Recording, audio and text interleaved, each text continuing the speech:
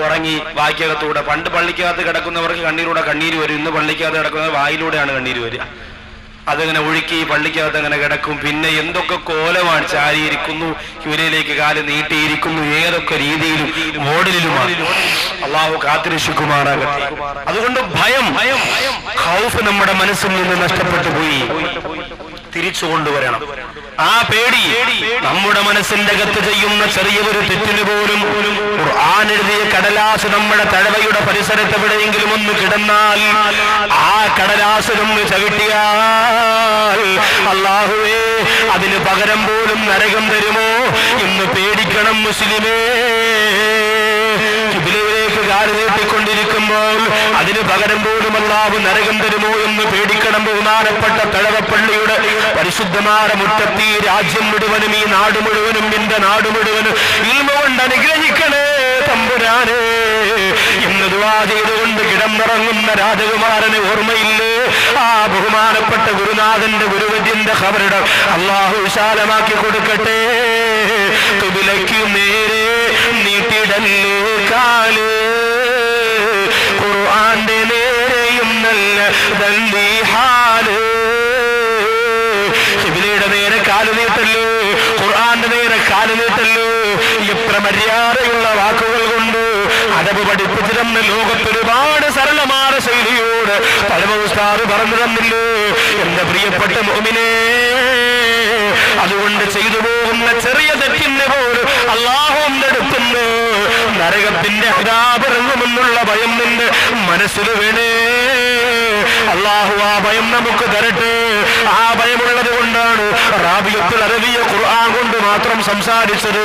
ആ ഭയമുള്ളത് കൊണ്ടാണ് നഫീസത്തുൽ മിസ്രിയ റളിയല്ലാഹു തആല അൻഹാ ഖബറിന്റെ അകത്ത് മണ്ണ് വാരി കയ്യിൽ വെച്ചുകൊണ്ട് നിലവിളിച്ചത്. ആ ഭയമുള്ളത് കൊണ്ടാണ് എത്രയോ സഹാബത്ത് നിസ്കാരത്തിൽ ബോധരഹിതരായി വീണുപോയത്. ആ ഭയമുള്ളത് കൊണ്ടാണ് പള്ളിക്കകത്തിന്റെ പ്രിയപ്പെട്ടവരെ തേങ്ങലും സങ്കടവും നെഞ്ചുടിപ്പുമായിട്ട് പഴയകാലത്തുള്ള ആരിഫീങ്ങൾ സമയം ചെലവഴിച്ചു പോയത്. നമുക്ക് ആ ഭയം തിരിച്ചു കൊണ്ടുവരണ്ടേ സഹോദരിമാരെ? അള്ളാഹുവിന് വേണ്ടി തലമറക്കുന്ന, അള്ളാഹുവിന് വേണ്ടി ശരീരം മറക്കുന്ന, അള്ളാഹുവിനെ പേടിച്ചുകൊണ്ട് ജീവിക്കുന്ന സമയങ്ങൾ നമ്മുടെ ജീവിതത്തിന് വേണ്ടി. ഇല്ലെങ്കിൽ ആ നരകമെന്ന് പറയുന്നത് പരലോകത്ത് മാത്രമല്ല, പിന്നെ നരകമാണോ സ്വർഗമാണോ എന്നറിയുന്നത് മഹ്ശറയിലല്ല, ഇവിടെ വെച്ചാണ് എന്റെ പ്രിയപ്പെട്ടവരെ. ഈ ദുനിയാവിൽ വെച്ച് തന്നെ ഇവിടുന്ന് മരണപ്പെടുമ്പോ തന്നെയാണ്, ഇവിടുന്ന് നാം എന്ന് മരണപ്പെടുന്നുവോ അന്ന് തന്നെ നരകമാണെങ്കിൽ അല്ലാഹു നമുക്ക് നരകം കാണിച്ചു തരുന്നതാണ്, സ്വർഗമാണെങ്കിൽ അല്ലാഹു നമുക്ക് സ്വർഗം കാണിച്ചു തരുന്നതാണ്. സ്വർഗം കണ്ടു മരിക്കാൻ വബ്ശിറൂ ബിൽ ജന്നത്തില്ലതി കുന്തും തുഅദൂൻ. അല്ലാഹു നിങ്ങൾക്ക് വാഗ്ദാനം ചെയ്യപ്പെട്ടിരിക്കുന്ന സ്വർഗം കൊണ്ട് സന്തോഷിച്ചു കൊള്ളുക എന്ന് പറഞ്ഞ് റഹ്മത്തിന്റെ മാലാഖമാർ മരണത്തിന്റെ സമയത്ത് ഇറങ്ങി വരുന്ന മയ്യത്താക്കി അല്ലാഹു നമ്മെ മാറ്റട്ടെ. അങ്ങനെ മരിക്കാനുള്ള മഹാഭാഗ്യം നമ്മുടെ ഉസ്താദുമാരുടെ ബറക്കത്ത് കൊണ്ട് സൃഷ്ടാവാറ പടച്ചവൻ നമുക്ക് തരട്ടെ. ഒരാള് മരണപ്പെടാൻ സമയത്ത് അസ്രായീൽ മുമ്പ് വരുമ്പോ തന്നെ അവന് നരകമാണെങ്കിൽ നരകം കാണിച്ചു കൊടുക്കുമെന്നാണ്, സ്വർഗമാണെങ്കിൽ സ്വർഗം കാണിച്ചു കൊടുക്കും. അതുകൊണ്ടാണ് ചില ആൾക്കാരുടെ കണ്ണിങ്ങനെ പുറത്തേക്ക് തള്ളി കണ്ണുനീരൊഴുകി നെഞ്ചുടിപ്പോടെ പൊട്ടിക്കരന്നുകൊണ്ട് എത്രയോ പേര് നിലവിളിച്ചുകൊണ്ട് കെലിമ പറയാൻ പറ്റാതെ മരണപ്പെടുന്നുണ്ട്. സ്വർഗം കണ്ടവരാണെങ്കിലോ അവർക്കടുത്തിരുന്ന് മക്കളൊരാൾ ലാ ഇലാഹ ഇല്ലല്ലാഹ് എന്ന് പറഞ്ഞാൽ മതി, അത് കേട്ട ഉടനെ അവര് പറയുന്നു ലാ ഇലാഹ ഇല്ലല്ലാഹ്. അല്ലാത്തവർക്ക് പറയാൻ പറ്റൂല. അല്ലാഹു നമുക്ക് സ്വർഗം കണ്ടു മരിക്കാനുള്ള മഹാഭാഗ്യം തരട്ടെ. ആ സമയം മുതലാണ് നരകമാണെങ്കിൽ നരകവും സ്വർഗമാണെങ്കിൽ സ്വർഗവും നമുക്ക് തരുന്നതെങ്കിൽ എന്റെ സഹോദരങ്ങളെ, നിങ്ങൾ ആലോചിച്ചിട്ടുണ്ടോ? നിങ്ങൾ വിചാരിക്കും ഇപ്പോഴൊന്നും മരിക്കൂല, ഒരുപാട് നാള് കഴിയും ഉസ്താദ്, ഒരുപാട് ദിവസം കഴിയും ഉസ്താദ്, എന്നിട്ടോ മരിക്കൂളൂ എന്ന് ചിന്തിച്ചവര് എന്റെ കൂടെ വാതിലൊക്കെ വന്നുകൊണ്ടിരുന്ന ഒരു സഹോദരനാണ്. കഴിഞ്ഞ 7 ദിവസത്തിന് മുമ്പ് തട്ടത്തുമല, കിളിമാനൂർ തട്ടത്തുമല എന്ന് പറയുന്ന സ്ഥലത്ത് ഉമ്മാക്ക് ഗുളിക വാങ്ങാൻ വേണ്ടി 1 കിലോമീറ്റർ പോലും വീട്ടിൽ നിന്ന് മെഡിക്കൽ സ്റ്റോറിലേക്ക് പോകാറില്ല. ഗുളിക വാങ്ങാൻ വേണ്ടി 2 വീലറിലൂടെ യാത്ര ചെയ്തു പോകുമ്പോ സുബ്ഹാനല്ലാഹ്, ആ ഉമ്മാക്ക് പിന്നെ ആ മോനെ കാണാൻ പറ്റിയത് എപ്പോഴെന്നറിയോ? തലകെട്ടിക്കീരി, നെഞ്ചി വെട്ടിക്കീരി, പോസ്റ്റ്മോർട്ടം ചെയ്ത് കുത്തിത്തച്ചുകൊണ്ട് ആ ഉമ്മാടെ മുറ്റത്ത്, വീടിന്റെ മുറ്റത്ത് കൊണ്ടുവന്ന് വെച്ചപ്പോ എന്റെ പൊന്നുമോനെ, ഇന്നലെ രാവിലെ ഉമ്മാക്ക് ഗുളികവാകാമെന്ന് പറഞ്ഞ് വീട്ടിൽ നിന്ന് പോയതാണല്ലോ.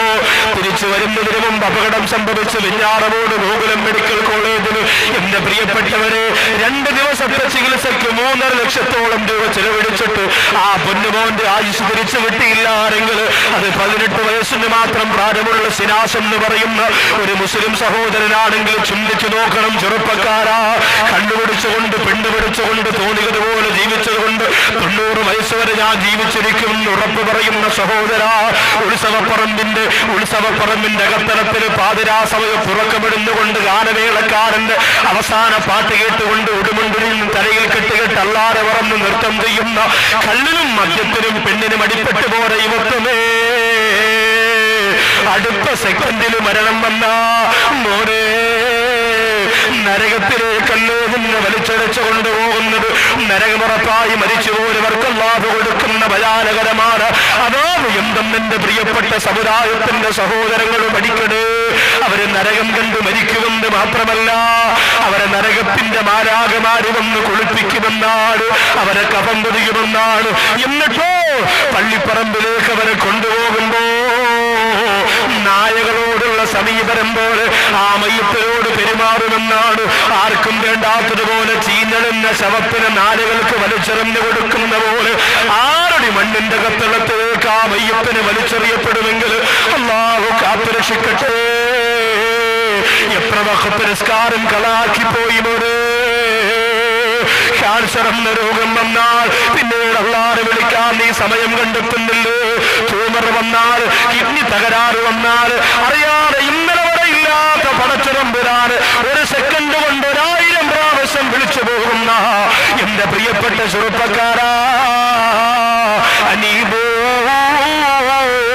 ഇലാ റബ്ബിക്കും അസ്ലിമൂ ലഹു, മടങ്ങി വന്നോ, അള്ളാന്റെ മുമ്പിലേക്ക് മടങ്ങി വന്നോ, അള്ളാന്റെ ദീനിലേക്ക് മടങ്ങി വന്നോ. ആ നരകമെന്ന് പറയുന്ന ലോകത്തെ ഭയന്ന് വിറച്ചുകൊണ്ട് പൊട്ടിക്കരന്നോ. അള്ളാഹുവിന്റെ പരിശുദ്ധമായ പള്ളിക്കകത്ത് പോയി സുജൂദിൽ കിടന്ന് നിറകണ്ണോട് അള്ളാഹുവിനോട് തൗബ ചെയ്തു. അള്ളാഹു സ്വർഗം കണ്ട് മരിക്കാനുള്ള മഹാഭാഗ്യം ഈ സാധുക്കളായ നമുക്ക് തരട്ടെ.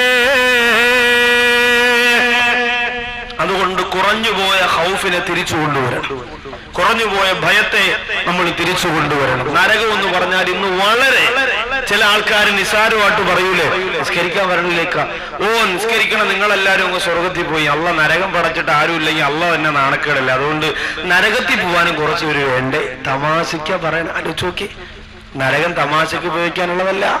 റമളാൻ മാസത്തിൽ പള്ളിയുടെ നടയിലിരുന്ന് വീടി വലിക്കുന്ന ഒരു പാപ്പ ഉസ്താദ് പറഞ്ഞു, ഉറപ്പാണ് ളുഹർ നിസ്കാരം കഴിഞ്ഞ് നിങ്ങൾ വീഡിയോ വലിക്കണമെങ്കിൽ നിങ്ങൾക്ക് നരകമാണെന്നുള്ളതിൽ വേറെ സംശയമൊന്നുമില്ല. റമളാൻ മാസമാണ്, ഈ കാഫിര്യങ്ങൾ പോലും ആദരിക്കുന്ന ഈ മാസത്തിൽ നിങ്ങൾ വീഡിയോ വലിച്ചില്ലേ പള്ളിയുടെ നടയിൽ, നിങ്ങൾക്ക് നരകം ഉറപ്പാണ്. പാപ്പ പറഞ്ഞു, 1 കണക്കിന് നരകം ഉസ്താദ് നല്ലത്. ഉസ്താദ് ചോദിച്ചത് എന്താ? ഇവിടെ എനിക്ക് 1 ദിവസം വീഡിയോ വലിക്കണമെങ്കിൽ 50 തീപ്പെട്ടി വേണം, നരകത്തിലാകുമ്പോൾ തീപ്പെട്ടി വേണ്ട, കാണിച്ചു കൊടുത്താൽ കത്തിക്കോളൂ. വേറെ സഹോദരൻ ചോദിച്ചാൽ ഉസ്താദെ നരകത്തിൽ ബാത്റൂം ആണോ ഉസ്താദെ? അപ്പൊ കൂടെ ഒന്നും പറയാം, പോടാ അവിടെ ബാത്റൂം, ചൂടുവെള്ളം കുടിച്ച് തൊണ്ട ഉരുവി കിടക്കുമ്പോഴാണ് ബാത്റൂം. ഇത് നരകത്തിന്റെ ചർച്ചകളാണ്. നമ്മുടെ നാട്ടിൽ ഇന്നത്തെ യുക്തിവാദികൾ സമ്മാനിച്ച ആശയങ്ങളും ആദർശങ്ങളും അവരുടെ കൂടെ കൂട്ടുകൂടിയിട്ട് എന്റെ പ്രിയപ്പെട്ട സഹോദരങ്ങൾക്ക് വന്നുപോയത് അല്ലാഹു കാത്തുരക്ഷിക്കട്ടെ. ശ്രദ്ധിച്ചേ പറ്റൂ, ഒരുപാട് ഗൗരവത്തോടെ മനസ്സിലാക്കിയേ പറ്റൂ. അല്ലാഹുവിന്റെ ഹബീബായ നബി തങ്ങളോട് സഹാബത്ത് ചോദിച്ചു, നരകത്തിന്റെ നിറം എന്താ? നരകത്തിന്റെ നിറം എന്താണ്?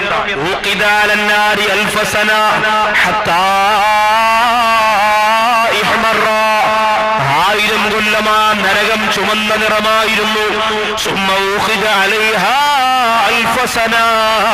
പിന്നെ രണ്ടാമത് 1000 കൊല്ലം കൂടി ആ നരകത്തെ കത്തിക്കപ്പെട്ടപ്പോൾ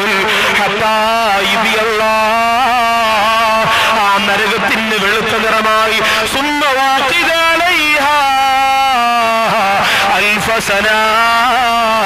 പിന്നെ മൂന്നാമത് 1000 കൊല്ലം കൂടി ആ നരകത്തെ കത്തിക്കപ്പെട്ടപ്പോൾ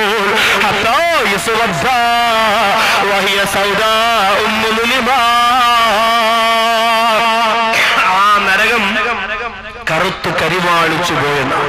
നരകത്തിന് ഇന്നും കറുത്ത നിറമാണ്. തീ ഒരുപാട് കത്തുമ്പോൾ അതിന്റെ നിറം ചുമപ്പല്ല, വെളുപ്പല്ല, കറുപ്പാണ്. ഒരുപാട് തീ കത്തുമ്പോ പിന്നെ കറുത്ത നിറം മാത്രമേ നമുക്ക് കാണാൻ പറ്റൂ. അതാണ് നരകത്തിന്റെ നിറം. അല്ലാഹു എന്നെയും നിങ്ങളെയും ആ നരകത്തിന്റെ അദാബുകളിൽ നിന്ന് കാരുണ്യവാനായ പടച്ചതമ്പുരാൻ രക്ഷപ്പെടുത്തി അനുഗ്രഹിക്കുമാറാകട്ടെ.